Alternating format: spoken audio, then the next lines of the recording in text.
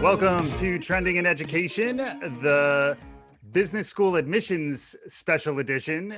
We are very pleased here to be joined by a couple of friends of the show. So first off, we have Melissa Griffith back. It's been a little while, Melissa. How are you doing?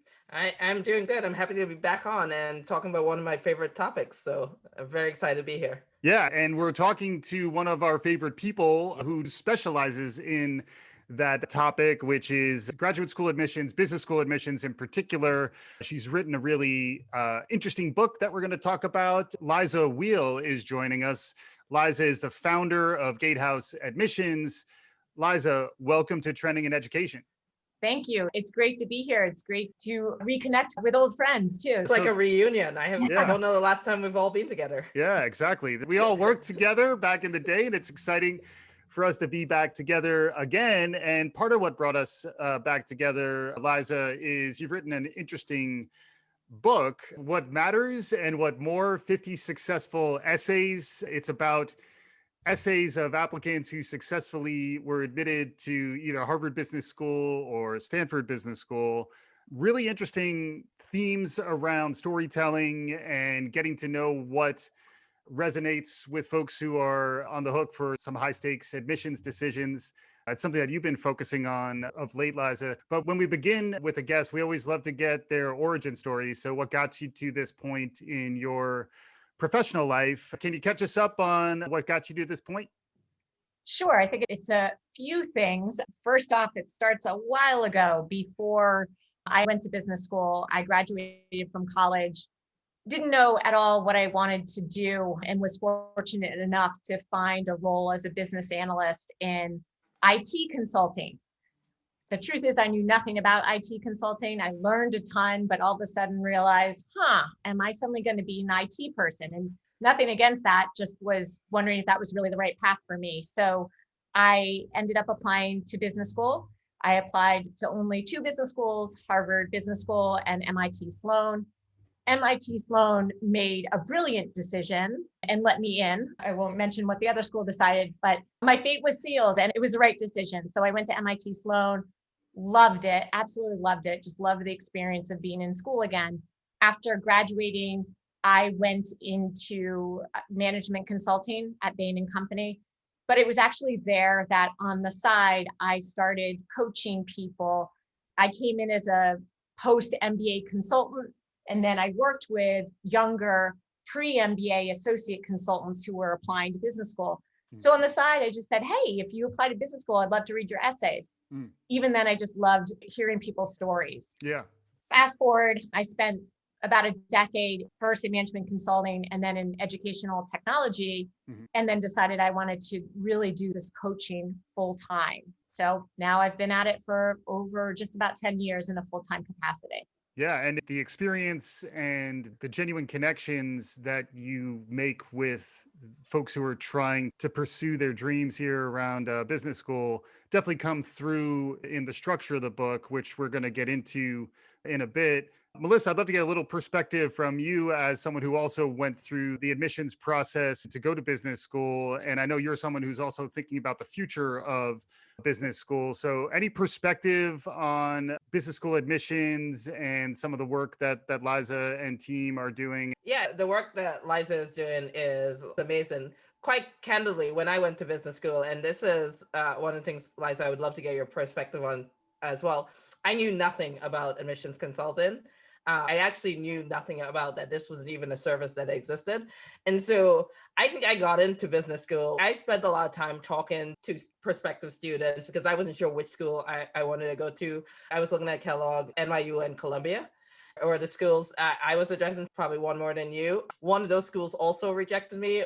I have no idea why, but it happens. I guess it happens that you don't hit it. But I think it's what you're saying in your book, Liza. You've got to tell a story that resonates with the school and the applicants you're going to. And I think I lucked out. Like, I went to Kellogg, and in hindsight, the story I told, and I still remember the essays that I wrote to get into Kellogg, was very much what Kellogg was looking for. I remember that Kellogg, at the time I was going, which is why I chose it, was looking for socially conscious leaders.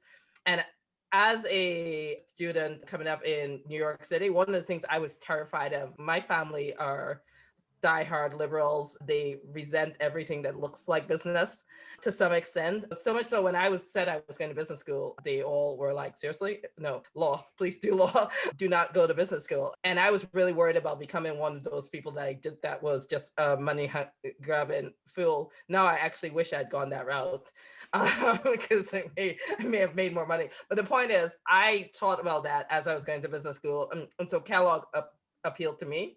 And the story I wrote on that, What Matters More, was I talked about the fact that I didn't just want to go to business school and become a consultant and do this.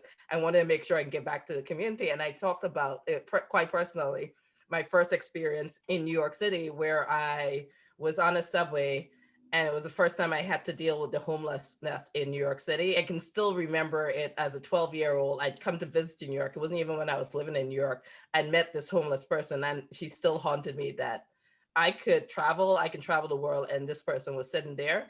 And I wanted to make sure that everything I did in my life was to get back to that. And that is a story that resonated with Kellogg. It didn't resonate with some of the other schools I went to, but I feel that's what you're looking for in an essay connection. But I think it was dumb luck on my part. And I wish I had someone saying to me, this is what you should be doing on your essay. I don't know how you feel about that, Liza. I have to say, I got goosebumps when you were telling that story to me. The role I play is not necessarily telling people what stories they should say. It's helping them dig into the stories that are actually most valuable to them. I don't know if that was luck that you came up with that one. If that was really something that was meaningful for you, it probably came across in your writing and was probably the reason why Kellogg did like you. It's just not worth trying to guess what these schools are looking for. Mm-hmm. But I always think about these stories as when you create these little windows for yourself. We establish a human connection. As I just said, when you were telling that story, I'm like, wow, yeah, that's cool. If that was true. It is true. I'm unable to lie like that. It is something that I can still remember, though, even because it was so impactful in my life. Admissions consultant, do you think it's something that a lot of students know about, or you think it's still something that only certain people have access to? That was your original point. And I actually think that it is an industry that has grown a lot over the past 10 years, mostly. I did not know about admissions consulting when I applied to business school. My interview, I can still remember my business school interview. I think he must have felt sorry for me and said, come on in, because I did everything wrong that I now tell my clients to avoid. But I think what's been going on in the industry is it actually starts more with the high schoolers who are looking for advisors, even if it's just a guidance counselor, to start thinking about colleges. Those people have now gotten used to having somebody, an outside expert. So I think business school admissions coaching was behind or trailed high school advising for college, test prep. It's the next layer. So it's really started to take hold, I'd say, over the past 10 years, also with the prevalence of online testimonials, and there's a lot of online repositories where people can go and search for reviews and resources. So you're not alone in not having heard about it. I think it's also a factor when we apply. What? I went last year. What are you talking about? It does remind me a little bit of further down the road in your career, you may wind up having an executive coach or someone who can help you navigate some of the leadership challenges, or maybe you'll have a therapist depending on where you wind up, or both. But it does seem like this is finding someone at a point in their life where they're making a very big decision, and the decision to go to business school, it's 2 years of your life. And particularly in many of these schools, it's a very dedicated focus, full time. And frequently you're also taking on some debt to get through that run. And there's a lot of conversations now about the return on investment around higher education, but also around any formal credential. People are asking more questions about the return there. I'd love to get a little bit of your perspective on that, Liza, because my understanding is that the return on the top tier schools, even though they are expensive, the return is genuinely there. And there's a lot of research that indicates that. But I'd love to get more of your perspective on that. Yeah, I often talk to folks that say, I have to get into business school to change my life. I have to get into these business schools. And the reality is there are Yeah. far too many amazing candidates. There is simply not enough room for all these candidates at these schools. And I agree with you, Mike, that the ROI, I think it's great that people are asking these questions, because I do think that there is this belief out there, if I go to business school, everything will be better. I'll earn this amazing salary and my life is set for life. And I think that folks should be looking at part-time programs, at executive MBAs and online MBAs, because they really are much more cost effective. I was paying off my school debt for years. Yeah. And I went into a very coveted role right after business school and still had those debts weighing me down. It's not a light decision. And you need to probably also consider more than just the monetary payoff that you're going to get, but you have to be realistic with yourself and really try to figure out if that math is going to work. Yeah. And if not, just take some solace in the fact that there are some other routes to getting that boost that you're looking for. Yeah, and there's been a lot more soul searching around educational outcomes and trade-offs and opportunities with online learning. But the reality is there are softer returns to the traditional business school experience, particularly in these elite institutions, in terms of the network and the experiences that you have that do set you up for continued success in new ways, which again, full circle comes back to the benefit of having a trusted guide who can help you through this conversation, both to make sure you're applying to the right schools, but then also that your application is making sense. And then at the same time, there's more questioning of the standardized tests, which makes the essay and your ability to tell your story, because also I think the essay does connect to the interview in some ways where you need to know who you are and you need to be able to speak coherently about that. Melissa, any additional perspective from you on this?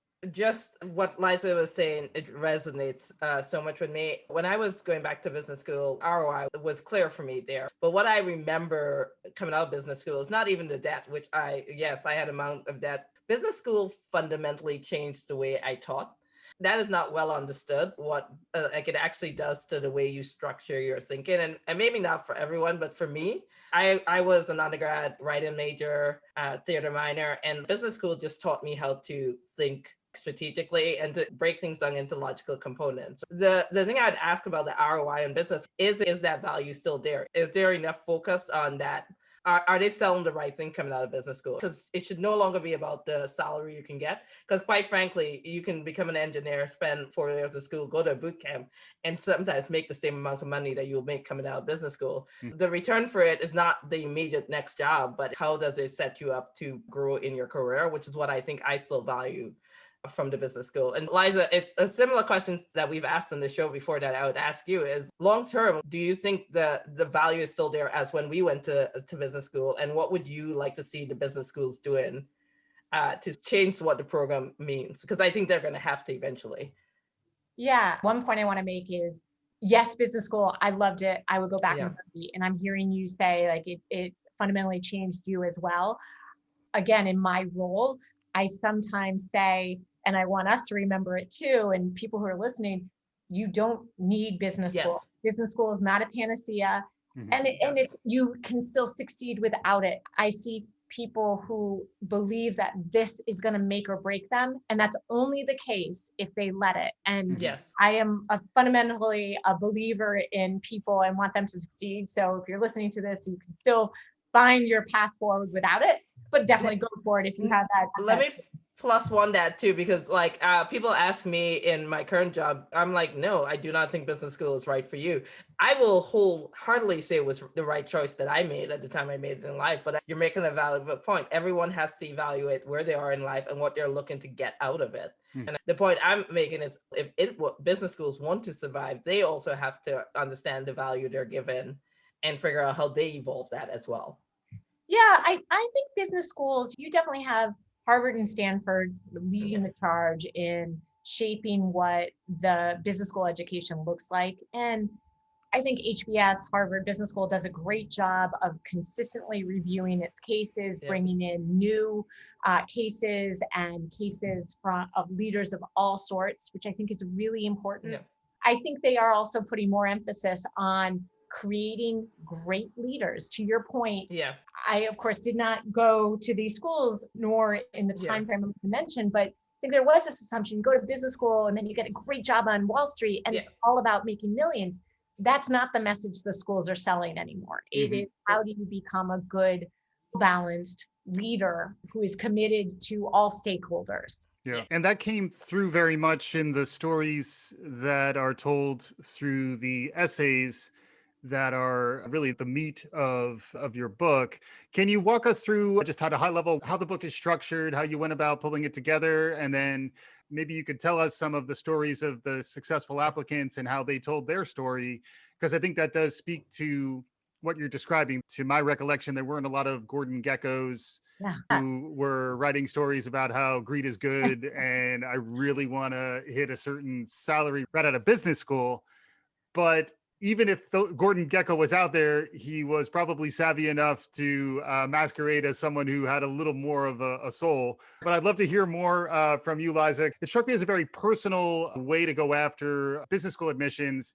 And then as someone who wasn't even actively pursuing this, I thought there was a lot to learn from understanding how to tell your story, understanding to be comfortable with vulnerability. A lot of the themes that you touched on, I think they transcend the specifics of the business school application, but I was really fascinated by the work you did. Can you outline that a little bit for us? Yes, especially if you remind me to go back to your vulnerability point later, because it's a really good one. I co-wrote this book with my former colleague and a very good friend of mine, Jeremy Scheinwald, who is the founder and president of MBA Mission. And we did this in partnership with Poets and Quants. Poets and Quants, if you don't know, it's a media spot, destination for people who are thinking about business school.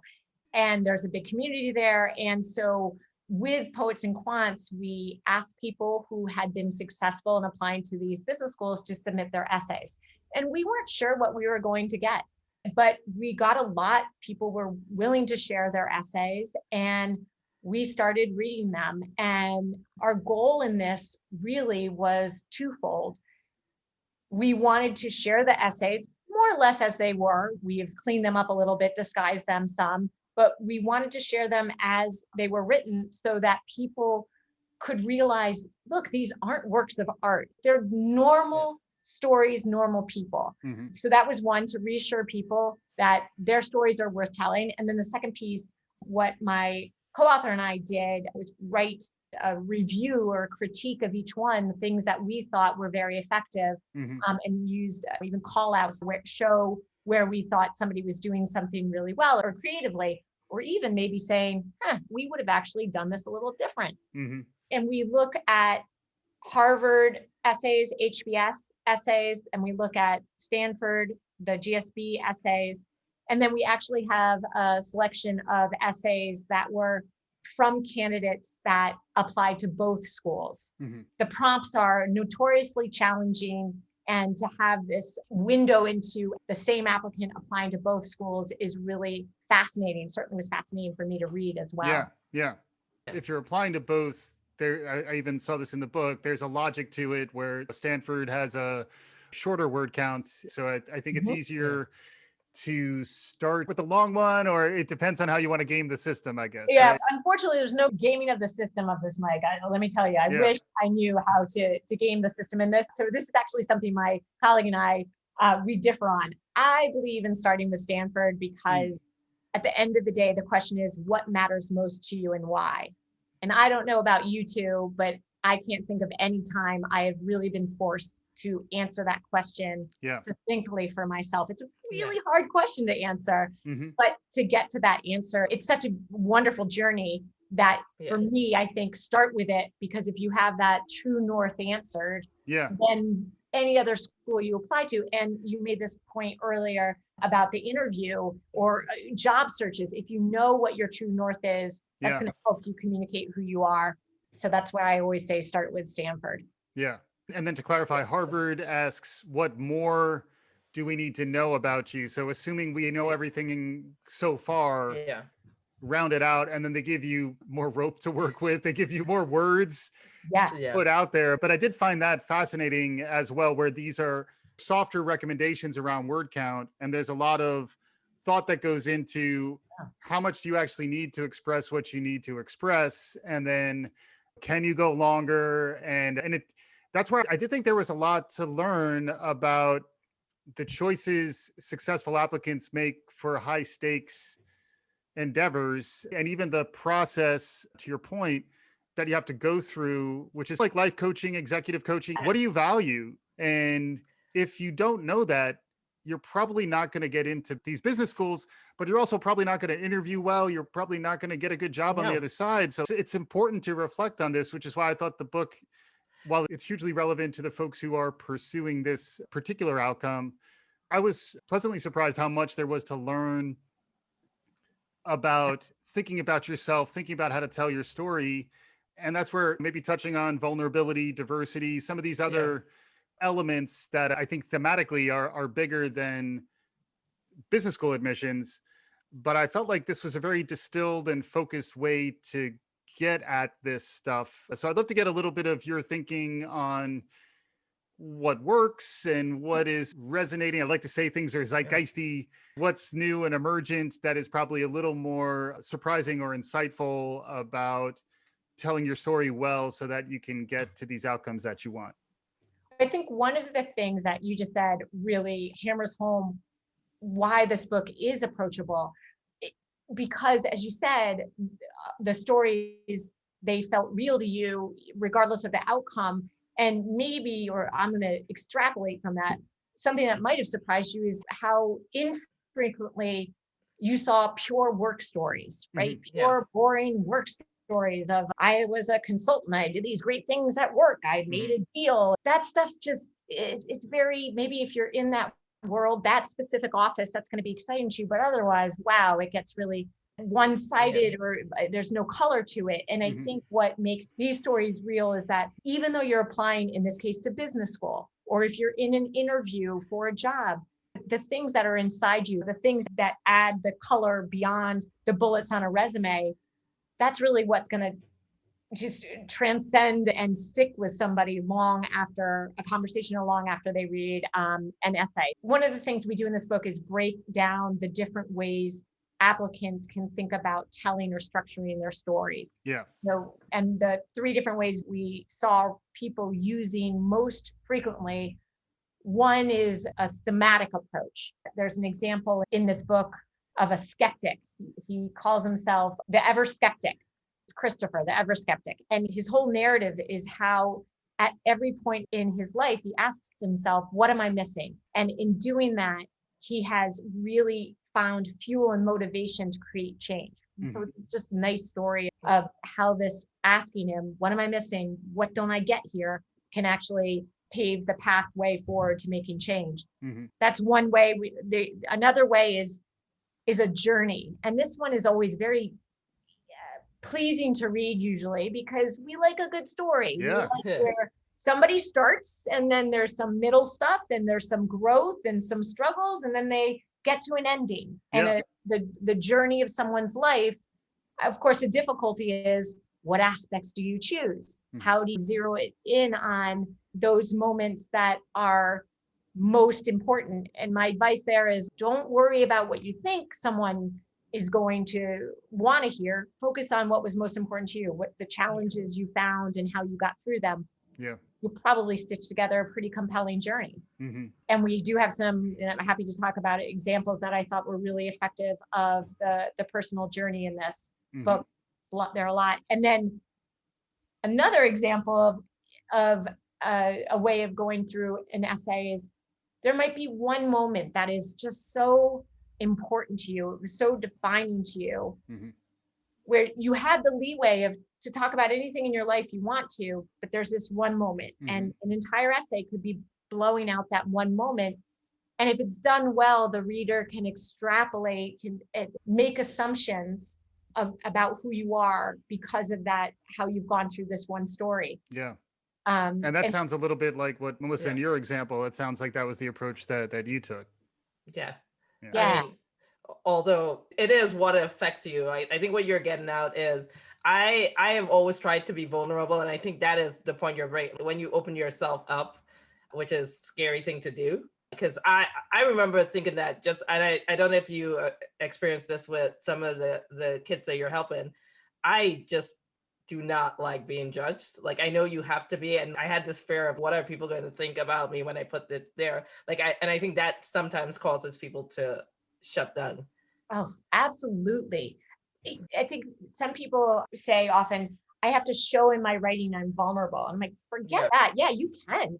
But even just writing an essay and laying it out there and being like, this is who I am, that requires a huge amount of vulnerability. And I see people often hesitate, and it takes them a while to really give into, okay, I got to just put myself out there. I mean, it's like anything else. You're not going to find the steps forward that you want for yourself unless you're willing to try and put yourself out there. But it is uncomfortable a lot of times. Yeah, because rejection hurts. And so yeah. I applied to an MFA program before I applied to business school, and I got rejected from every MFA program. And I actually think that helped me a lot, because I think in that application, I was trying to play a role that I wanted to be, and I was trying to be this cool artist that I clearly never was. And I think that helped me, because with the business school application, I was sort of, this is something I want to do. I know I want to do it. And I actually had the same viewpoint that you talked a little bit about, Liza. If I don't get in, it's not going to be the end of the world. This is one decision. I want to do this. If this doesn't work out for me, I will make my path somewhere else. And I think that was super helpful to me in my approach. Yeah, great. Yeah, and then the other theme that I think comes out through the book, and it's another one that we've been talking about a lot on this show, is the importance of diversity and the importance of getting a cross-section of backgrounds and perspectives, which is another place where people may not have the self-confidence, or they may historically have felt like being full-throated in telling that aspect of their story may be a negative, where if anything, what I'm seeing from the stories that you collected here is that in many ways, your uniqueness and whatever challenges you may have faced are in fact strengths.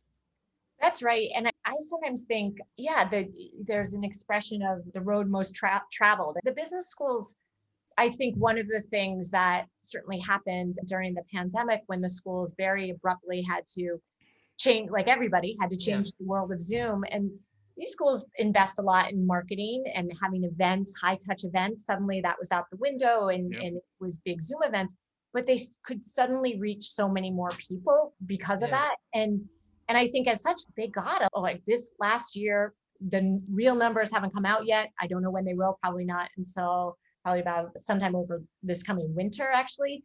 But by all indications, the number of applications to the top business schools were way up.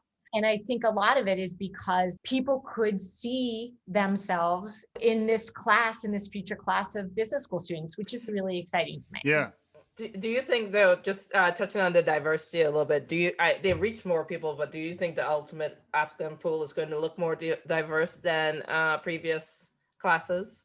So I don't know how much it'll continue, but I think there are certain pipeline firms or industries that are always going to every year have a new batch of MBA applicants. But I think what they discovered this year, certainly what I saw in the folks I was advising, is they were coming from less overrepresented spots in the school's program. And they did, on average, they did really well in this process. And so now that they'll have their colleagues or their little brother, little sister start to see that these schools that are untouchable or unreachable are suddenly more within reach. Yeah. And the flip side, I think, also is a new pressure now that the genie is out of the bottle around online education.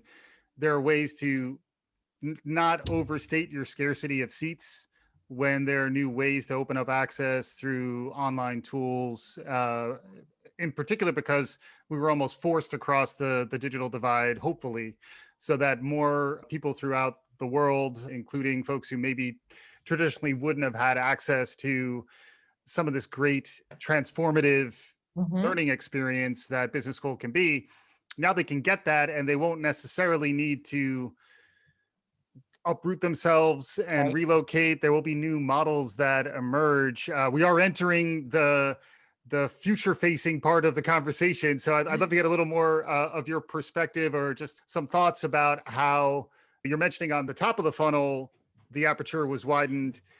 I would be curious over time whether the bottom of the funnel is also widening and that there will be more ways to get access to at least the components of a great business school education without necessarily going through the major investment, small group, expensive, high touch, traditional business school model. I absolutely think things will change. If you think about it, these business schools are all fighting for great applicants. And let's be clear, dollar signs too, Yeah. right? Tuition dollars.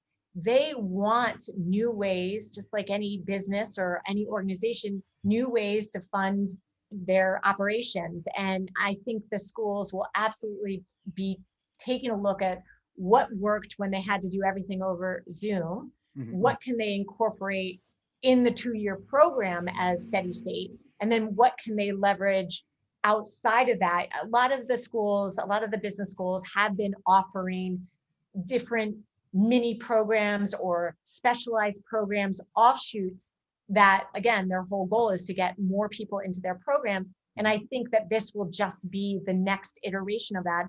I know University of Michigan Ross recently announced its online MBA. There are a number of online MBAs out there, but it hasn't been necessarily something that the top, say 15, 20 schools have really been dabbling in. Yeah. They recently did. I feel certain that there are going to be other schools that are on their heels. Also, because in speaking to students in these programs this year, which of course, everything is new, and finding and making relationships with your classmates when you're not in class with them was a challenge, but one that they got over. Yeah. So I think the schools are going to take what they learned of their kids learning virtually, how they still formed relationships, and bake that into the online MBA options, which I think will be great. Yeah. I have another question for Liza, because we went through a pandemic that forced the online revolution, but we also went through a lot of social unrest. And how are the schools responding to that? Because it seems like these top business schools can sometimes be perceived as elitist. And so how are they responding to that and how they're looking for applicants and addressing that issue? Let's see. I think there are a few things. Number one, I think they're well aware of that assumption and they're working actively to get around it. Again, I think that's why they're going to be investing in more marketing outreach. You know, we could talk specifically about certain schools or not, but I think in general, there are going to be focused on bringing more, just making sure that everybody knows about them and has what they feel like a pathway or gateway to those programs. But beyond that, even the questions themselves are changing. And some of this predated this past year, but I think about Dartmouth Tuck I think it was about 3 years. They changed one of their questions, and basically part of their vision statement or their organizational description was, we like nice people. Tell us why you're nice. When have you had to invest in somebody else when it was difficult? And I think that's a great move on their part to be like, we want nice people. We don't want jerks. It's such a small thing. But and forcing their applicants to write about a time where they helped somebody when they didn't have to. Some people are going to struggle to answer that. And those are the people they probably don't want to show up. Exactly. So that's a good question. We're getting close to time here. Any other thoughts for our listeners? Obviously, if they're interested in going to business school, particularly going to some of these top tier schools, they should check out Gatehouse Admissions. Where should folks go? Yeah, you can just come visit us for sure. www.gatehouseadmissions.com. Nice and easy. Sign up for a free consultation. It's a 30-minute session with someone on the team, whatever questions you have on your mind. This process can be really daunting. There's always this question about whether or not, do I have what it takes? What schools should I be looking at? I don't have the right stories. Before you make any of those decisions and talk yourself out of that, reach out to us, have a conversation with us.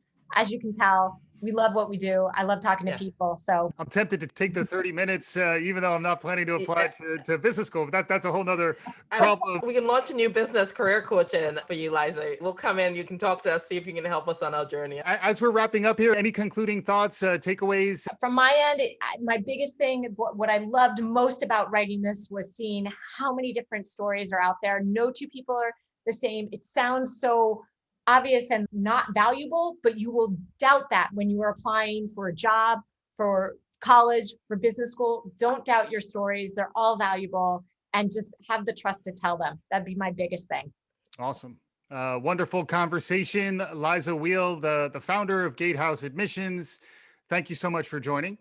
This was great. Thank you guys so much for having me today. Awesome. And Melissa, thanks for coming back. It's always lovely to have you here. Hopefully we'll see you more again in the future. I will come back anytime. So thanks everyone for joining, and thanks our listeners as always for listening. If you like what you're hearing, tell a friend, subscribe, share the love. We'll be back again soon. This is Trending in Education.